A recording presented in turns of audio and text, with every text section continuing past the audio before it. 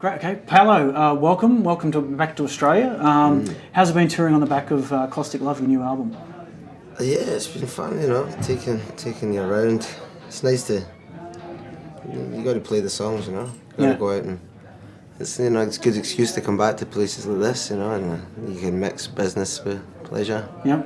Yeah. What sort of pleasure are you going to get up to while you're here? Well, we got a day off tomorrow. I don't, just I like to wander, Yeah. see what I see, Yeah. find little spots. Yeah. Yeah. In terms of touring, do you have could you list 5 touring essentials, 5 things you've got to have with you when you're on the road to survive? Jesus, 5 touring essentials. Well, my band's one of them. That always helps. I don't know about 5 essentials really. I know what you shouldn't take. And that's, you shouldn't take an Egypt with you. You can always pick one up when you get there. Never bring an Egypt. I don't know, what else do we need? What else do you need? You just, as I said, you just go there, see what happens.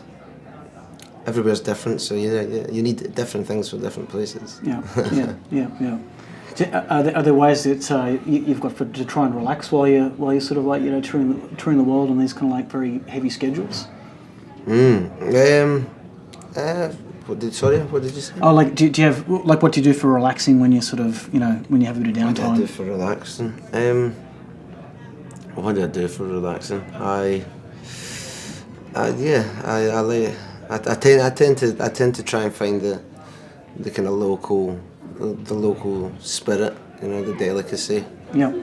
And have a couple of those. That usually helps me relax. Yep. And then if you get any nice greenery, that can also help. That kind of stuff. I don't know. You gotta. I just like coming around, checking out the culture. Meeting new people. Yeah. And, everywhere's so different. Yeah. It's a cool. That's what I like the most about touring. Yeah. You just kind of. You get an excuse to. You don't get to see much when you're here, but you get to take a snapshot and figure out where you want to come back to. So, I'm glad I made it back, because I've been looking forward to this for quite a while. Yeah, right. Yeah. Are there any particular things from Australia or things from your last visits that you've enjoyed? Oh God, yeah. I mean, we had those little biscuits, those Tim Tam things. They're good. They're great. You can't find them anywhere else. All that Bundaberg stuff. That's pretty sweet. There's a lot of sun's out. There's a lot of legs everywhere. And there's I think I suppose I've not seen as quite as much as I'd hope to see. But at Byron Bay, I'm looking forward to going back to there. That was surreal when I went there. Yeah. Beautiful part of the world. And that's and then I didn't make it to Perth, so I'm getting a chance to go to Perth this time. Right. And we play the show on Sunday, so that should it's a new experience again. Great. We had a great time. Once we were Byron Bay, actually, I got to meet Mr. Sixto Rodriguez. This was about 2000 and what would that have been? 7 or something like that, maybe. And I was always a big fan of him since he was a kid, but pre all the movie and things like that. And then you couldn't find nothing about that guy, even then I wasn't even too aware of, his popularity here in South Africa.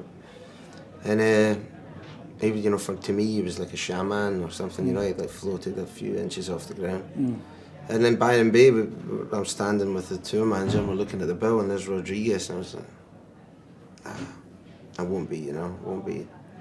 And sure as hell, I walked into the backstage and there it was, black leather pants, black leather jacket, hat, shades.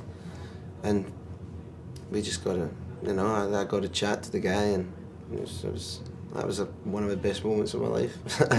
That's very cool. Very cool. So thanks to Byron Bay for that. Yeah, that's awesome.